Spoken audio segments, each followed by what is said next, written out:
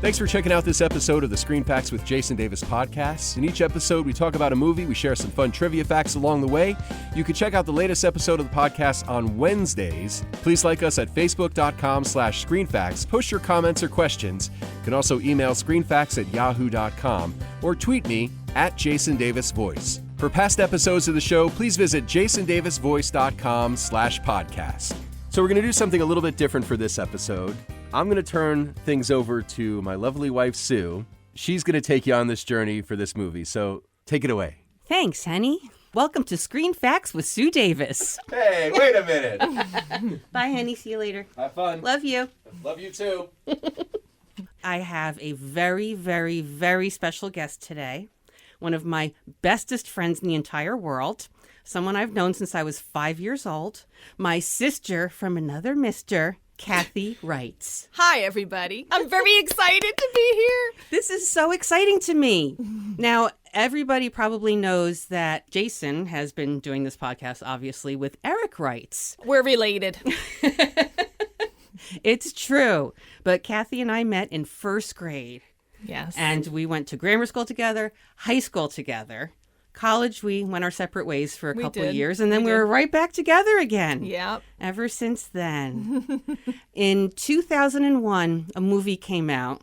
What were we doing in 2001, Sue? I don't know. I was pregnant with Tommy at the time. Okay. So I don't know. I guess I was busy with young kids. Yeah. But you got out to see it, right? You saw it in the No, movies? I did not see it in the theater. I saw it several years later. Oh. Somebody I worked with who had teenage daughters was talking about it, that they had seen it, I guess, when they were younger or something. And I said I had never heard of that movie, and she recommended it. This was the person I worked with. Her name was Robin. That was the beginning of my love for A Knight's Tale and Heath Ledger. Yes. Released May 11th, 2001. Written, directed, and produced by Brian Helgeland with an estimated budget of $65 million. Grossed in the USA $56 million, but worldwide $117 million. So I think they got a good return on their investment there. I'd say so, because I think this movie, for me anyway, has certainly lived on. I've introduced all sorts of people to it. Including me. Including you. It took you a while. I don't know why. I don't know. For some reason, with the family, we never were like, okay, let's watch Knight's Tale. Mm-hmm. Like, I didn't really want to watch it alone. And I've seen little snippets of it. But I remember when it came out, it was such a big deal that it was, you know, like Renaissance or medieval times, but it had the modern music, and everyone was freaking out about that. Yeah. Yeah. It's interesting that I didn't know much about it when it came out, because we used to go to medieval times together. Yeah. Not medieval times. The other one. Renaissance Fair. Renaissance Fair. That's it. Yes. Yeah. Yes. We used to do that fairly regularly. Yeah. But no, I wasn't aware of it coming out when it came out. So it was several years later that I saw it for the first time. I've probably seen it at least a dozen times at this point. That is super cool, and I can understand why. Mm-hmm. I loved it. I'm so glad. Oh my gosh. Yay. I was sitting there, like, once it started, I was full in. As I'm watching, I'm thinking, why did I wait so long? I don't know. Tommy saw it a couple years ago. Okay. With my sister. Yeah. And he's like, Mom, I can't believe you haven't seen this. I don't know. But now you have. How about that first scene? I actually... Oh my gosh. Okay, I said go ahead. something about that. That first scene, it was just... You didn't quite know what was going on at first. Yeah. And they're standing there with this guy against the tree, Sir Ector. Okay. He's got those plugs up his nostrils. Yeah, and I didn't know why. Heath Ledger's character, William. And he's standing there looking at him. And then the thing that I thought was hilarious, and of course kind of gross because I'm a nurse and this was gross, he took the plugs out of his nostrils and handed them to the other guy and says, that one's the right one and that one's the left one. What is that? Just put him up his And he put nose. him up the same side. Oh. Like, yuck. But anyway. So that was the first scene, and they say that the Lord Ector who died, he was the knight who was involved in the jousting and the tournaments. Yeah. And they were all kind of stuck because they needed money. These were the three guys who helped him, I guess, took care of the horses, took care of his armor, whatever. Right. They needed money. They hadn't eaten in 3 days. So that's how the plan got hatched for what became the remainder of the movie. Yep. So obviously this movie stars Heath Ledger. Heath Ledger. Also starring Shannon Sossamon and Mark Addy, Rufus Sewell, Paul Bettany, and two people I was kind of surprised to see in there, James Portnoy as the prince. The prince. That's who that was. Okay. Yeah. And Alan Tudyk, who I thought was British. I know. American, though, right? Yeah, I didn't know he was American till the after show things where they were doing interviews and things. Yeah, his accent was so thick sometimes you couldn't even understand him. I always thought he was British. I came late to the Alan Tudyk party because one night we were watching Dodgeball. Was it I never Dodgeball? saw that. Oh my gosh, it's so goofy and fun. And he plays the character who just lives his life as a pirate. Oh, really? Steve, the pirate. And he's got like long hair and the big hat and all the pirate stuff. And then at a certain point towards the end, he just gives it all up and he cuts his hair and everything. Now he's on that TV show, Powerless, with Vanessa Hudgens, but it's really cute because it like takes place in comic book world. Okay. And he runs a company that provides services, and they're just regular humans. They're not the superheroes, but he's really funny in that. So I am full on an Alan Tudyk lover. And then when I saw him in this, I went, "Oh my gosh, look how young!" He and was look so at the red funny. Hair. Yeah. So his character's name, I actually kept thinking it was Walt, but it's not. It's just Watt. Watt. Okay. W-A-T. So he's the hothead in this. Okay, yeah. The redhead, hothead. I don't know. He gets mad that Sir Ector dies and starts kicking the poor man. He's already dead. Yeah. So that was kind of funny. And then he doesn't take kindly to Chaucer coming in. No, he does not like Chaucer at all. And the part of Chaucer was actually written for Paul Bettany. I heard that too. Yeah. That the director, he wrote it for him. They were friends and he thought he could picture him in it. Yeah. Did you hear that they didn't know what Chaucer, in history, real history, they did not know what Chaucer was doing for a 6-month period? Oh, yeah. Yeah. And so Brian Helgeland imagined that maybe this is what he was doing. Maybe. And he wrote the Canterbury's Tales. There was A Knight's Tale in the Canterbury Tales, which I haven't read. I do really want to. So that's what his imagination was. Well, maybe this is what Chaucer was up to during those 6 months. So he became part of the story. Yeah, that was perfect. Yeah. Later on, when they meet Peter the Pardoner. Oh, right. And the Summoner. Those are actually characters from there too, right? I believe so. Yeah. Yeah. And I know they said one of the characters, apparently he had syphilis. So they were trying to show that he had the blisters around his mouth or something. Yeah. I thought that's kind of gross, but okay, whatever. But his first scene, he's naked in it, Paul Bettany. Now, why was he naked is my question. Were they playing strip poker or something?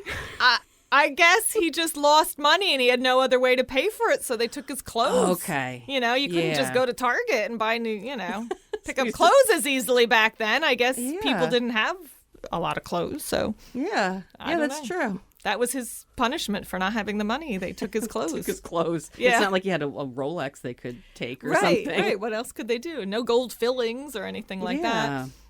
So I learned a couple interesting things about some of the actors. Okay. Paul Bettany had a theater background, which I could see because I thought when he was doing, like the big introductions and stuff, he looked like he could be on stage. Yes. Proclaiming and, making up all that stuff. Yeah, so he had his stage debut in the West End of London. I was like, well, that's a great debut. It's a great way to start. This was considered his breakout role. Oh, all right. Because I guess he had smaller parts, and then this was the big thing. And then I remember hearing that he got laryngitis when the filming was over because he did so much shouting. He did a lot of shouting. That's true. Yeah. He did. I liked how the other heralds, after he would do these introductions to William, then the other guys were trying to sort of emulate him. Yeah. And their introductions were very boring before that. Yeah. Yeah. The one guy almost copied him. Yeah. Exactly. Yes, exactly. Should we be saying what the movie was about? Really? We could. Yeah, I don't know. I'm guessing if that people haven't seen it, which I can't believe they maybe didn't see it. Like me up until yesterday, and shame on the rest of you. If you didn't see it yet, then maybe you should wait till after you see it to listen to the rest, because we're going to tell you what happens. Spoiler alerts. Okay.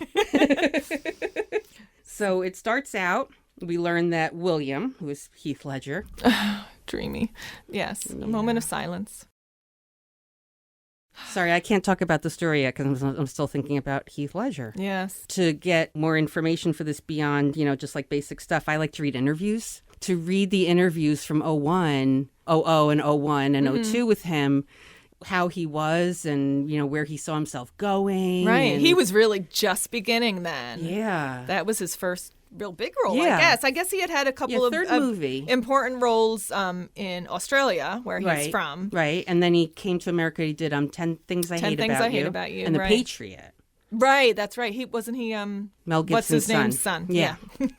Mel Gibson was his hero, really, an Australian actor, big-time celebrity, right. and there he is acting against him. He actually ended up calling his agent, having such a lack of confidence that he didn't know what to do. Oh. And he got himself through it, obviously, and went back to work. Yes. Yeah, so this was his third American movie. He never had an acting lesson in his life. He never had a dancing lesson in his life. He was the kind of kid who taught himself how to dance in his bedroom. Oh. I didn't know that. And he was a Gene Kelly fan. He loved Gene Kelly movies. When he was 10, I think, is when I read he was bitten by the acting bug. I know it was, when he was fairly young. I guess he did some plays in school, that kind of thing. Yeah, his sister did shows too, and he said she was a really good actress. Oh, and cool about him and his sister, their names. I don't know what her name is. Well, they call her Kate, but it's Catherine. Okay. He's Heath, short for Heathcliff. Heathcliff and Catherine are from Wuthering Heights. Exactly. Yes. I only finally read that story a few years ago. Yeah. Yeah, maybe about 6 or 7 years ago. Yeah, that one we definitely did not have to read for high school. No, it was a strange book. Yeah, whatever. it was odd, but that's okay. That's okay. I thought it was so cool when I read that they were both named after that. I'm like, what themes for your kids' names. I like that. Yeah, so when he was 10, his parents got divorced, and he kind of started looking into himself. Okay. He was very introspective, apparently.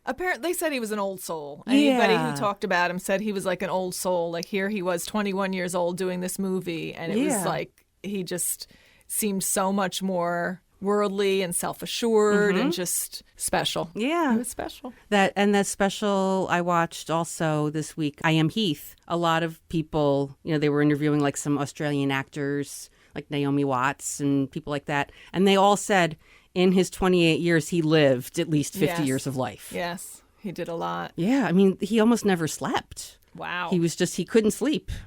His brain was always going with ideas, and he was just so creative. Right, because he wanted to direct. He directed some music videos. The one I saw had said that, and he used to do photography. Mm-hmm. His dad was showing, and this one I saw was it was Too Young to Die or something, a series, and they did an episode on him. His dad showed some of his pictures. He used to, before Photoshop, I guess, or he used to take nail polish and change the pictures. Oh, cool. And do things like take a scalpel and they'll scratch things to make different effects on the photos. And his dad said he was just very caring person. Mm-hmm. He talked about when Heath got his license and he helped him fix up a car. Dad, I guess, was really into cars. It wasn't quite clear what he did, but he fixed up a car for him, and Heath drove the car and hit a tree. And so his dad looking at the car saying, like, look what you did to the car. And Heath was looking at the tree saying, oh, my gosh, I hurt the tree. Oh. So, I mean, that says a lot about something. Yeah. Yeah. He was a special guy. Also, the special we were watching, I didn't realize he liked to video a lot of stuff. Like, he videoed himself. He videoed his friends. And just like... And they would say, what are you doing? And he'd say, just making, just recording memories. That was before everybody does it now, of course. But yeah, I mean, he was actually, and he would create scenes for himself and act them out and then watch them later to see how he did. Because here's where I'm going to turn into an actor geek. He considered himself an instrument as an actor. Like how you would play a saxophone was how he used his body and his voice and, movements. Right. And he said that he was like a soundboard. Almost, for this character, I'll turn this up and turn that down and do this and do that. Wow. That's a really good way of looking at it. It's really interesting. And here I'm thinking, I bet if he was still alive, someone would have talked to him and said, that's the Heath Ledger method. And we need to sell that to new actors. And, because everyone has a method for what they do. But he was just such a natural. He really was. Really was. And his voice, I know. Yeah. Somebody who had directed him, I don't think it was Brian, I think it was somebody else who had directed him in something, said his voice, the way it resonates more in his chest than just coming from his throat. And when you listen to him compared to the other actors who are all wonderful, it is. His voice is different. It like works differently. Yeah. I noticed that, and I wasn't sure. I wasn't sure if it was something in the video. No, I think it's him. His voice just resonated throughout his whole body or something. Yeah, definitely. It was really cool. And did you know he rode horses too? Okay. He was big into horses, which was why it was great. He was obviously on horses in this movie, so it wasn't that difficult for him to do those parts of the movie. He did not do his own stunts, though. The stunts people were guys who actually jousted. Oh, okay. Like at Renaissance festivals. All right. And the main guy who actually like played William and played the bad guy's name, Adamar. Lord Adamar. Adamar. Yeah. So the same guy played William. He played Adamar. He played pretty much anyone. Because you could just put the helmet down. Right. When you're in armor, you don't know who's under there. Yeah. So it turns out he was a guy who actually worked in Vegas. And he would stage, jousts and ride in them himself also. Yeah. I guess it was pretty tricky to film those jousting scenes because they said like horses don't naturally want to run towards each other with these big sticks coming at them. That makes sense. So that took a lot of training. Yeah. And figuring out how to make the lances so that they would break easily but look really cool, Yeah. Yeah. That was wild. Yeah. How they had tried like all the different things for the lances. Yes. And then what they ended up settling on, because it just looked the best, was the raw spaghetti, right? Oh, yeah. Balsa wood and then spaghetti like inside it or something. So that it just all looked like all the splinters were flying. Of course, then I'm watching the whole movie going, I really go for some spaghetti right about now. But I didn't. So the story of the movie. Yes. You know what? I think it had a little something for everyone, this kind of movie. I think so, too. Because you have William, who starts out as the squire. Mm-hmm. And you learn... Humble background, of course. Yeah, you learn later in the movie. They did neat flashbacks. The kid who played him young. Oh, he was that so hair. cute. Oh, my gosh. I kept looking at it going, I hope that's not the kid's real hair, because that looks like that will never comb out again. It's a little disheveled. Yeah.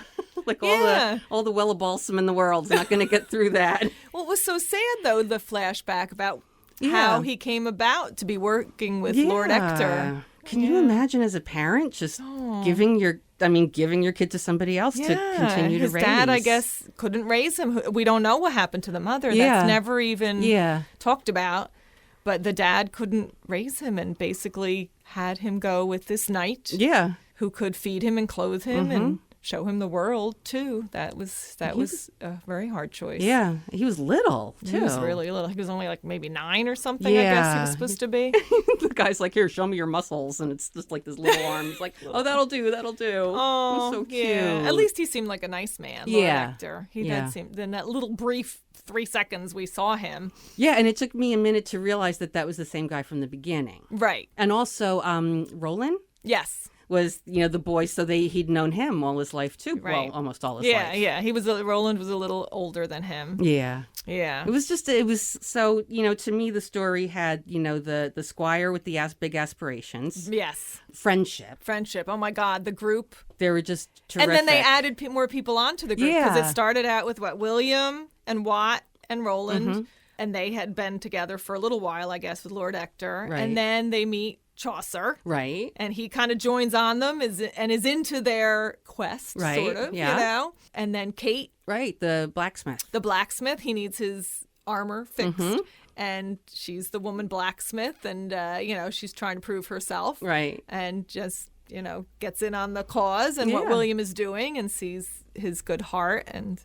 They become a real, they all fight for each other. Yeah. And, nice. They're helpless in the stockade and they surround him. Yes. So the villagers can't do anything. Yeah. And it's just like, oh, man, that's awesome. Yeah. And they all get together to help him win over Jocelyn, the love interest. Yes. There is a romance in this movie, too, of course. There's a love story. Yes, there is. And it's very sweet. It really is. Mm-hmm. I loved when they were getting him ready for the banquet. Yes. I said to Jason, oh my gosh, it's like Cinderella.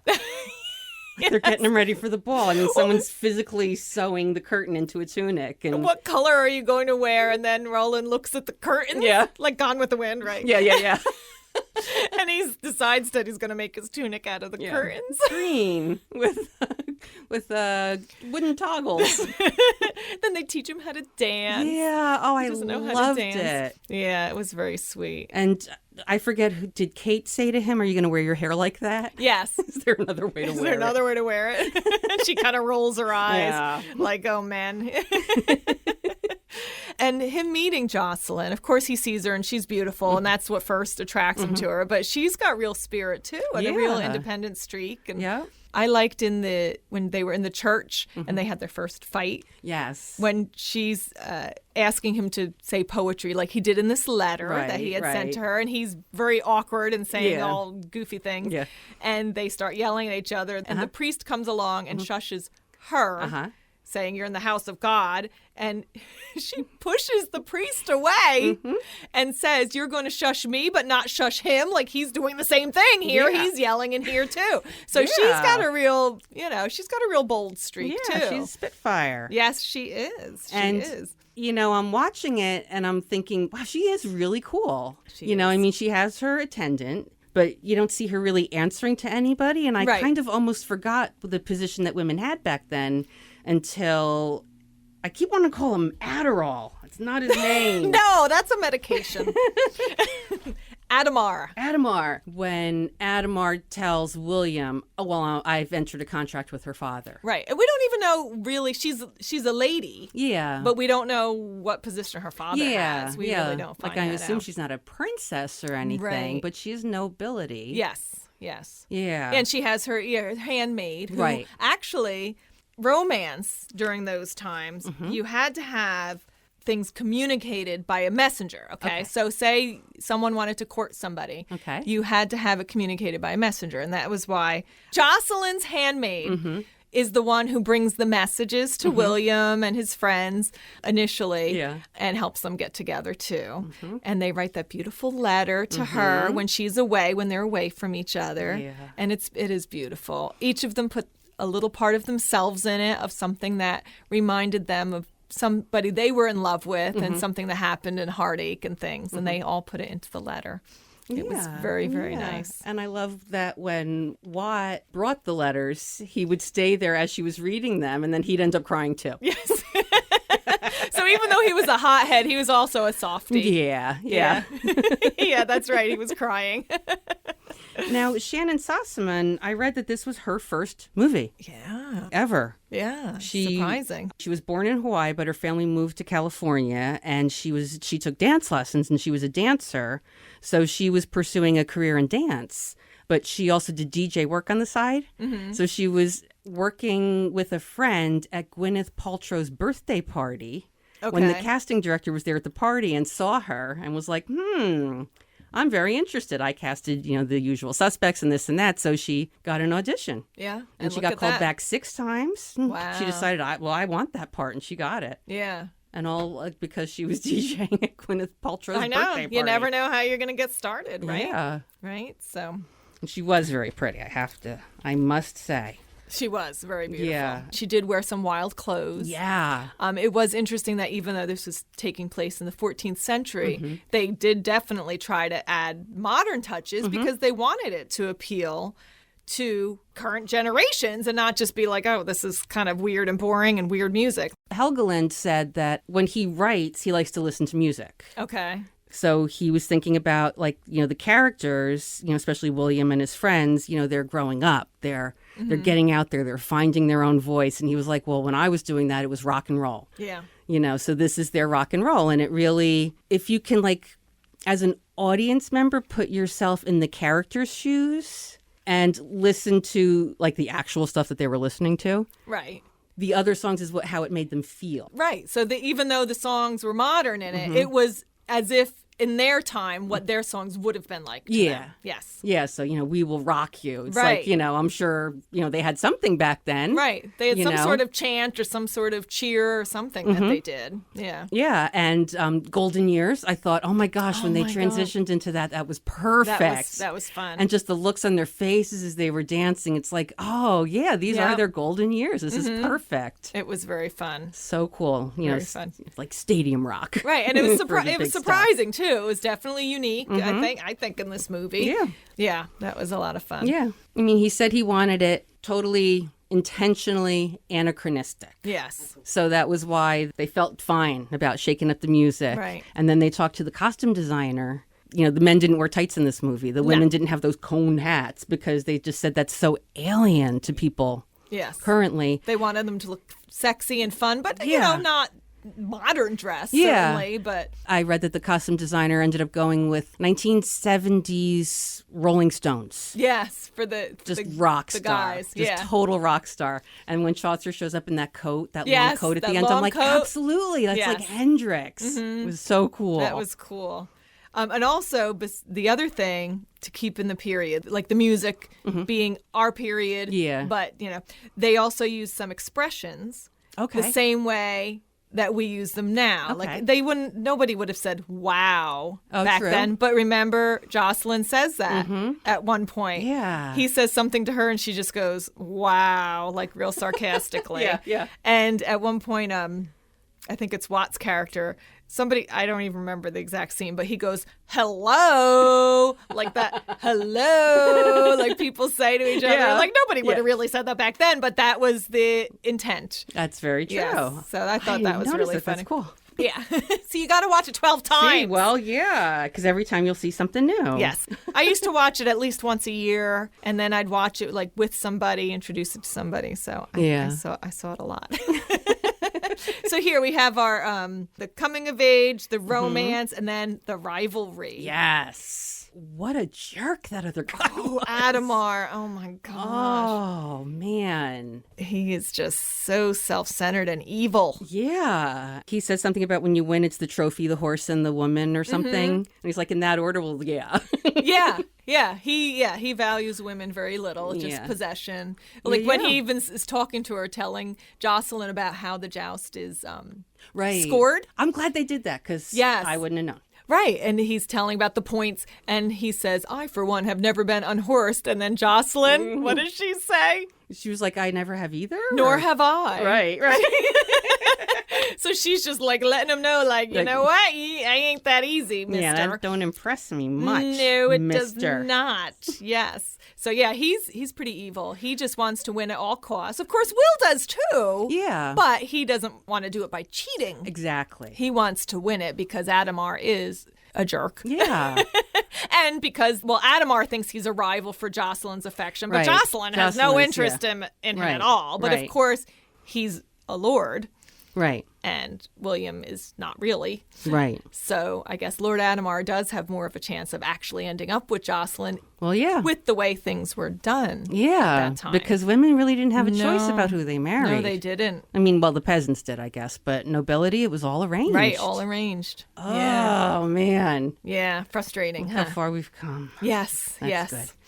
Oh, but then when you realize that he rigged his lance. Yes. So it's got the sharpened tip at the end. And they realize. Yes. I'm like, wait, stop. Like, show somebody this. Go like, keep right I know. Kept going. Well, that's what Eric would say as he's like, well, why didn't he just tell the tournament people that, look, they cheated? And I'm like, no, they couldn't. Because first of all, then, the movie wouldn't quite be the same. Well, yeah. If he said, no, Lord Adamar cheated, you know, that wouldn't happen. But also just because he was determined, even though he did that, you know what, I'm going to beat him. This guy doesn't deserve to win. That was some scene. Weren't you surprised? Like, he took off the armor. All of it. I could not believe it. The final joust where it's like all or nothing. Yep. He takes off his armor because he felt constricted in it. He had already been stabbed by the lance. And he couldn't breathe. He takes everything off. So here he is, like, practically naked. Yeah, he's got the tunic. Yeah, and running. The, pants that's and it. no protection. No protection. No helmet. Yeah. In a way, it reminded me of that final moment in the competition of Karate Kid. And he, just ends up knocking him out. It's so cool. It kind of was. Of course, too. Then right after he jumps off the horse, he's all like, yay, like he's moving around pretty good for a guy who got stabbed with the lance. But okay, it's a movie. It still is a movie. Right. It's still a feel good in the end movie. Absolutely. That was the idea. I cried when he reunited with his father. Yes. Of course. That was so sweet. Well, and he suspected that his father might not even be alive anymore when he got to London. Oh, that's right. And the girl told him. Was Adamar following him? Yeah. It was very strange. I'm like, how did Adamar find out that his father lived there? Yeah, he must have been following him the whole time. Yeah. Did you see any of the deleted scenes? No. The ones that were not included in the movie? There was a few that told a little bit about things. So, okay. One was really cute. You know, they had the coat of arms? Mm-hmm. And they never really addressed how that came about. I had assumed for a while that it was just Lord Ector's coat of arms. Oh, okay. But it really couldn't be because Lord Ector was gone and William wasn't taking his identity or anything. Right. So they needed their own coat of arms. So there was a scene that was not included in the release. Watt, Roland, and William were sitting around a campfire trying to decide about what their banner would have on it. So Watt, of course, being like the hothead, whatever, he wanted a lion, you know, a lion like attacking something. So William said, no, he really thought a phoenix rising from the ashes because he said that's kind of what's happening here. And at first, Roland and Watt were thinking he just wanted one phoenix on there. But then William was like, no, it'll be 3 phoenixes, of course, because we're all doing this. So, but then, of course, Watt says, okay, how about a phoenix grasping a lion in its talons alive? I think that would have been really good to keep in the movie. So there was another cutscene where another Chaucer intro, and it was so even more over the top. Oh my gosh. Than the ones they included. And it made me think about the one of the first intros he did. William was going to do the sword competition. Right. And the crowd just kind of all is standing there after he does this big, long introduction. The crowd is just staring. That really happened. The extras from the Czech Republic didn't realize that they should be doing anything after that. They were a little confused by this whole English, thing. Right? They didn't speak English, and I guess they didn't know that was when they were supposed to do anything. So Mark Addy kind of improvised, going, yeah, to get them going, and that got them going. That worked perfectly. Yeah. And I didn't realize in the jousting they used the coat of arms to signify who was participating. Right. They were hanging up their shields. Yeah. And then the white banner over it was the forfeit. Yes. Oh, you know what? The other couple things I loved about the stadium in the very beginning during the We Will Rock You when they did the wave. The wave. It's like, really? Oh, that's awesome. That's funny. And then how people would have their faces painted. Yes, that was fun. Like the color of the night, coat I of guess arm they that wanted. they were behind. So cool. Well, how about the one scene where I guess somebody's helmet gets knocked off. We don't even know who. Yeah. And it flies into the crowd and they're all going to grab at it like a baseball at a baseball game. Yep. That was funny. That was great. That was very funny. Oh, another happy fan. But, I mean, jousting was huge back then. Yeah, it was. That was like the football, Super Bowl, you know, of their time. And plus, they were in France. They ended up in England. They ended up in England, yes. You know, it was an international thing, too. And then you get, like, the rivalries between the countries. And I'm thinking it's like the World Cup today almost. Yes. When they were trying to figure out how to actually film the jousting, that they were considering CGI. They tried some, and they were not happy with it. Yeah. So they brought in a stunt coordinator who used to play for the Rams in L.A., and he'd done a bunch of football movies. Like Any Given Sunday. And he said, we'll just have them collide and film it and we'll do this, you know? And they were like, okay. Yeah. All right. Sure. You know, and then they bring the real jousters in. How much is the insurance for this movie? Exactly. Oh, how about the theme? A man can change his stars. Yes. Look what I wrote on the back of my notes. Oh, change your stars. That was the basic theme. That was what William's father told him as a boy. Yeah. A man can change his stars. And of course, William did. Yeah. You know, and then he comes back and is able to tell his father, yeah, your son changed his stars. And then his father realizes, even though he's blind, that this is my son standing before me. Yeah. And it's funny because, you know, I thought, well, he doesn't recognize him like his voice, but he left when he was little. Yeah, he was a child. You know, now he's come back. He's got a man's voice. How would, you know? He was able to come back and share that with his father. Oh. That was wonderful. And Jocelyn, too, was so special that she went and got his father. Yes. After William was knighted by actually, we should talk about the prince. Yes. Oh, and that's James Portnoy.